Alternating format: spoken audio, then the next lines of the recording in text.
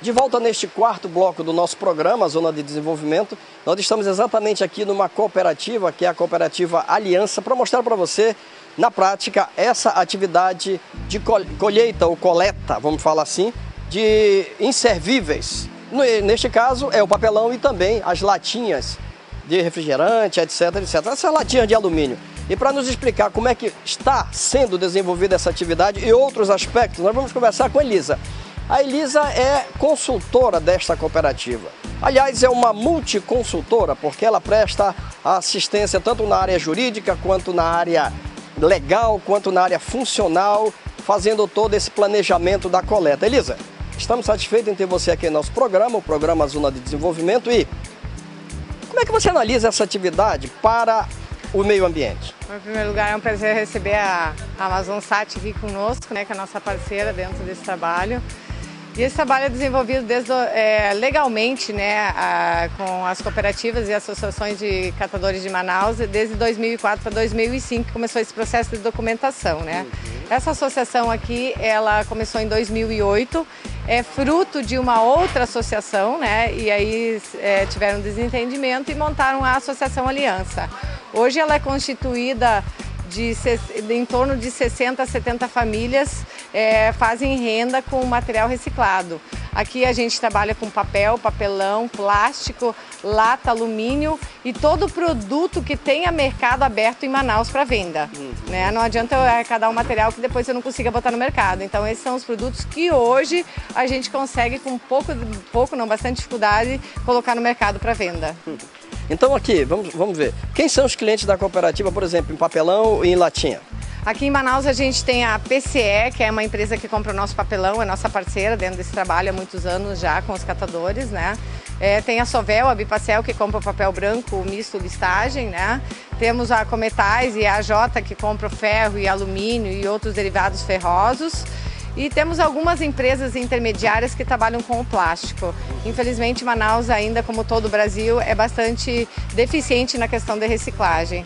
Aí eu aproveito o que a Elisa está dizendo aqui para falar para você, e há pouco eu abordei isso no outro bloco, que aquilo que é inservível numa cadeia produtiva, por exemplo, aqui para o comércio, todo esse papelão, ele é matéria-prima básica em outro processo, em outra cadeia produtiva. Então as empresas chegam aqui, compram, reciclam e depois fazem embalagens novas. Eu vejo que essa é uma atividade fundamental para a questão do meio ambiente, para a questão da sustentabilidade, mas que infelizmente nós, sociedade, ainda não estamos dando o devido valor a essa atividade. Ela falta de muita profissionalização ainda, ela precisa ser reconhecida como uma atividade estratégica para todo o desenvolvimento social e o bem-estar das pessoas. E você que estuda logística sabe que essa é uma atividade que está na logística reversa.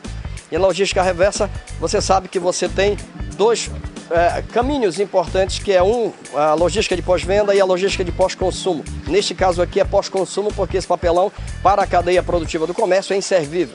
Mas na cadeia produtiva das indústrias, como ela citou agora, a PCE é matéria-prima básica, por isso a PCE compra. Então, é essa explicação que você precisa entender para poder valorizar até essa atividade que é nobre, essa atividade que, como ela disse, abriga em torno de 64 famílias. Portanto, são em torno, aí considerando 5 pessoas por média, vai dar em torno de 300 pessoas diretamente beneficiadas, né, e que precisam então ser mais bem assistida. E é nisso aí, Elisa, que eu te pergunto o seguinte: como é que está a relação com o poder público? A prefeitura está dando apoio? Não está dando apoio? Como é que está a situação hoje? Infelizmente, atualmente nós estamos sem apoio da prefeitura. Faz mais de um mês que a gente briga por um caminhão para dar o apoio de logística, como tu fala, né, para escoar esse material para dentro das empresas, porque infelizmente as cooperativas hoje aqui em Manaus, e acredito que em âmbito nacional, estão pouco estruturadas. Existe a falta do poder público, principalmente dos municípios, que são os que devem cumprir com ele, né? Tanto também como o âmbito federal e estadual. Existe agora a Lei 12.305, que ela é de 2010, né? E dá todas essas diretrizes de como cumprir e chegar a um final, digamos assim, feliz dentro da coleta seletiva. Ela é um processo a médio e longo prazo, a gente nunca consegue trabalhar a curto prazo com coleta seletiva e ela depende muito, muito mesmo da população e do município. São dois elos que têm que caminharem unidos, né?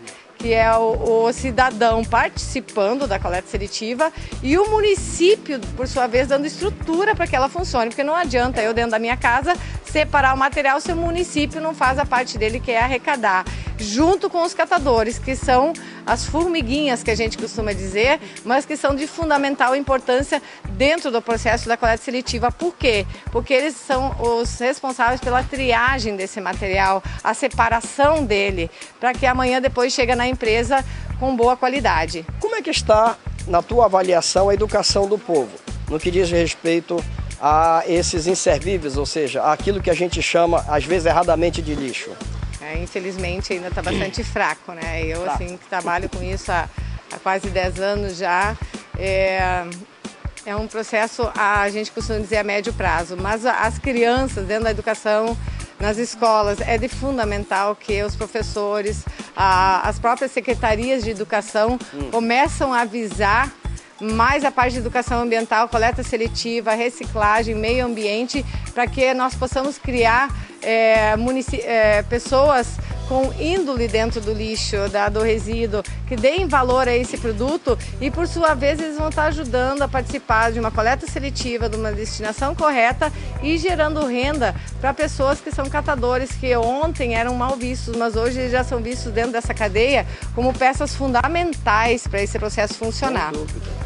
E você tem razão nisso, e aqui eu quero chamar a atenção, inclusive, das faculdades, das universidades, porque quando eu abordo o estudo da logística, eu percebo que lixo ainda não tem valor agregado. Por isso que comercialmente não se dá valor a muitos disso que a gente hoje chama lixo, ou seja, esse inservível entre aspas. Portanto, a universidade precisa dar mais atenção a uma parte importante da cadeia produtiva que diz respeito à logística reversa. Na hora, Elisa, em que nós brasileiros começarmos a ver isso que nós chamamos de lixo e olharmos lá valor econômico, ou seja, dinheiro, sem dúvida alguma essa atividade vai começar a ser valorizada, porque o nosso é um sistema capitalista, e no sistema capitalista se busca lucro, né? Sim, com certeza.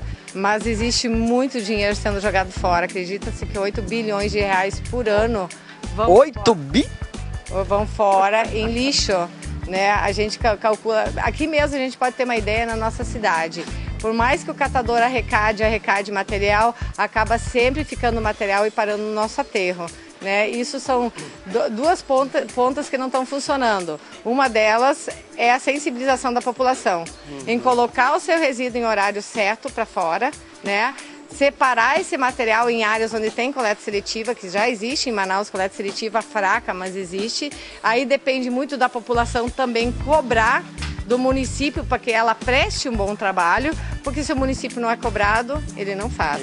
Então, parte da população, grande responsabilidade também. E o município, o Estado e o Distrito Federal, por sua vez, fazer com que a 12.305 seja cumprida, porque ela dá a diretriz tanto da educação ambiental, ela reúne todas as leis ambientais em uma lei só e te dá as diretrizes de como ela deve ser cobrada e depois em ação pela prefeitura, né, pelo município. E eu quero conversar com você a respeito disso no próximo bloco, Elisa, porque eu achei interessante o que você está colocando e é preciso dizer que há o conhecimento aqui estabelecido que ele precisa ser cumprido. Eu quero aprofundar isso com você no próximo bloco, é só um instante, hein?